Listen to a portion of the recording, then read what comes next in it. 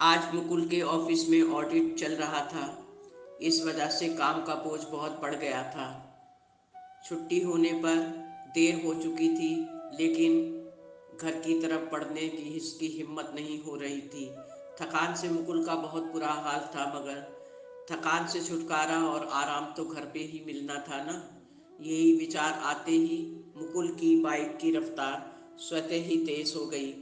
ठंडी हवा के झोंके भी आज मुकुल को अच्छे नहीं लग रहे थे। मन न जाने क्यों इतना खिन्न सा था और व्यग्र भी। जल्दी से जल्दी वो घर पहुंचने का विचार कर रहा था और खुद को तसल्ली भी दे रहा था। थोड़ी ही देर के बाद मुकुल अपने फ्लैट पर आ चुका था।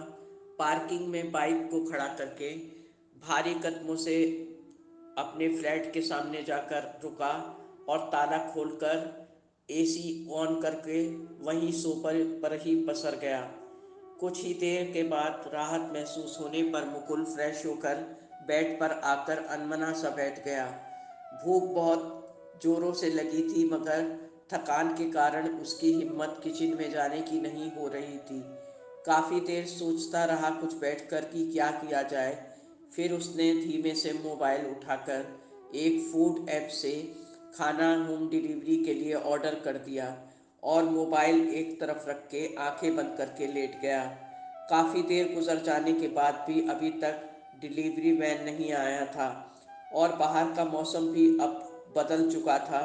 हवाएं और तेज हो गई थी और बादल भी उमड़ घुमड़ कर आने लगे थे। फिर कुछ ही देर बाद बूंदाबांदी भी होने लगी। अब तो पानी तेज रफ्तार से बरसने लगा था। भूख से बेहाल मुकुल का सब्र भी जवाब देने लगा। अब उसे डिलीवरी मैन पर बहुत गुस्सा आने लगा। उसने फ़ोन उठाकर उससे बात की तो उधर से जवाब आया कि सर, मैं रास्ते में हूँ, बारिश के कारण कुछ अवरोध पड़ रहा है। मैं जल्दी से जल्दी आपको आपका ऑर्डर अभी दे दूँगा। इस पर मुकुल ने झल्लाकर फ़ोन बंद कर दिया और खिड़की पर आकर खड़ा हो गया और बाहर की तरफ देखने लगा। बारिश की फुहारें उसके चेहरे पर पड़ रही थी, लेकिन आज उसे कुछ भी अच्छा नहीं लग रहा था। वो खाना खाकर जल्दी से जल्दी सोना चाहता था, क्योंकि कल भी ऑफिस जल्दी जाना था। ऑडिटर अभी गए नहीं थे। आधा ऑडिट आज हो पाया था, बाकी कल होना बाकी था। जल्दी उठना भी था। यही सोचकर मुकुल का मन उलझता जा रहा था। अब तक डिलीवरी मैन से बात हुए 20 मिनट और गुजर चुके थे। मुकुल फिर तेज कदमों से बेड की तरफ बढ़ा और मोबाइल को उठाकर डिलीवरी मैन पर चिल्लाकर बोला, तुम आज की तारीख में ही ऑर्डर लाओगे या फिर मैं ऑर्डर कैंसिल कर दूं? तुम लोग कामचोर और लूज़र होते हो, इसीलिए तुम लोगों को कंपनी परमानेंट नहीं रखती। अब अगर आज तुम अभी जल्दी ना आए तो मैं कंपनी में फ़ोन लगाकर तुम्हारी कंप्लेन करूँगा। तो उधर से गिड़गिड़ाती हुई सी बेबस आवाज़ आई, सॉरी सर, बहुत कीचड़ हो गई है बारिश की वजह से। मैं बस आ ही गया हूँ, अभी पहुँच के आपको ऑर्डर दे देता हूँ। Please wait some time. ये कहकर उधर से फ़ोन डिस्कनेक्ट हो गया। मुकुल का गुस्सा बढ़ता जा रहा था। आज सुबह जल्दबाजी में उसने हल्का फुल्का नाश्ता किया था और काम के कारण और बिजी होने के कारण उसने ऑफिस में एक कप चाय तक नहीं पी थी। मुकुल के सर का दर्द भी बढ़ता जा रहा था और भूख अब उससे ज़्यादा बर्दाश्त नहीं हो रही थी।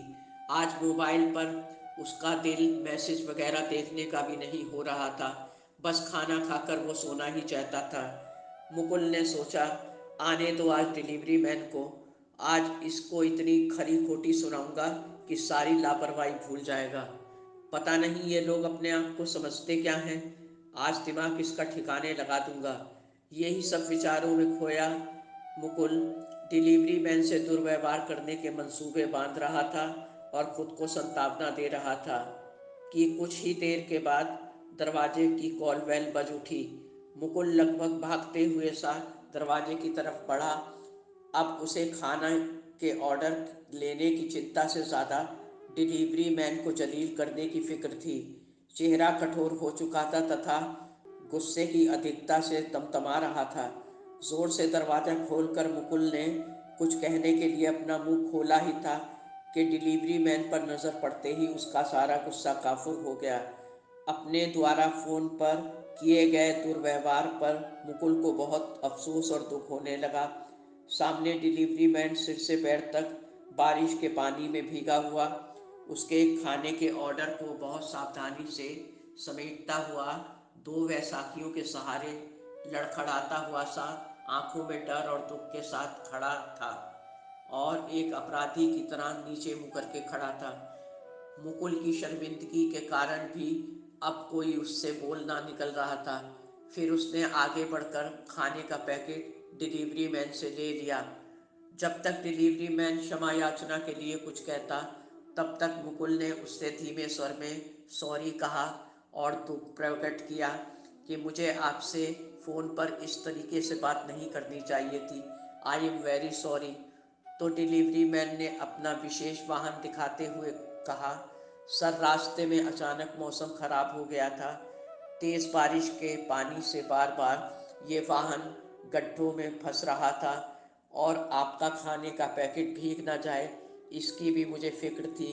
जैसे तैसे किसी तरह मैं आप तक पहुंचा हूं और आपको मेरे कारण जो तकलीफ़ हुई है उसके लिए मैं बहुत शर्मिंदा हूँ सर। मुझे माफ़ कर दीजिए। मैंने ऐसा जानबूझकर नहीं किया और ना ही देर जानबूझ के की। लेकिन मुकुल खुद ही अब बहुत शर्मिंदगी महसूस कर रहा था। उसने तत्परता से डिलीवरी मैन का हाथ पकड़कर कहा, नहीं भाई, ऐसी कोई बात नहीं। आपने कोई देर नहीं करी। गलती मेरी ही है कि मैं आपकी दिक्कत को मोबाइल फ़ोन पर समझ ना पाया और भूख के कारण गुस्से में आपसे अभद्र व्यवहार कर बैठा।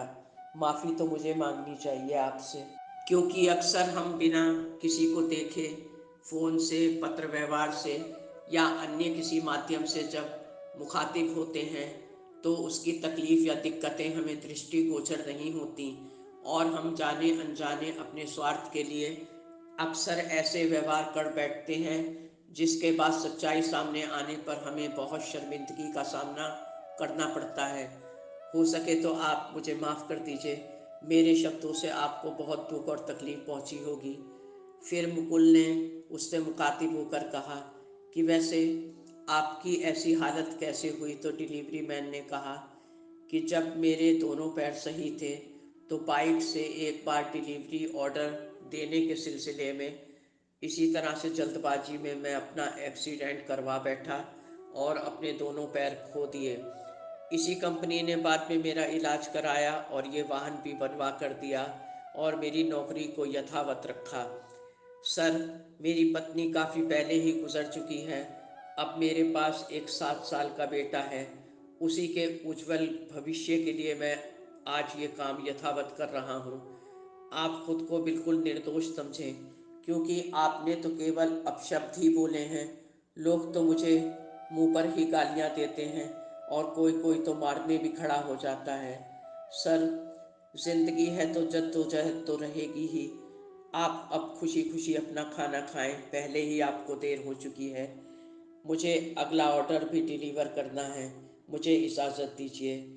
और नमस्कार कह के डिलीवरी मैन अपने स्पेशल वाहन से बैसाखियों के सहारे एक दिशा में चला गया और मुकुल चेतना शून्य सा खड़ा, ना जाने क्या सोचकर खुद को बहुत छोटे विचारों का इंसान समझकर दुखी होता रहा।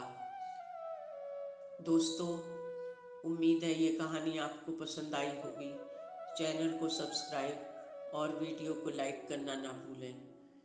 दोस्तों, बिना सोचे समझे और बिना किसी को देखे या पूरी तरह उसके विषय में जानकारी रखते हुए किसी को भी अपमानित करना ठीक नहीं। बाद में इसका कोई प्रायश्चित भी नहीं हो पाता, क्योंकि कही गई बातें या व्यवहार कभी वापस लौट कर नहीं आते। हमेशा खुश रहें। धन्यवाद। आपकी अपनी जैस्मीन।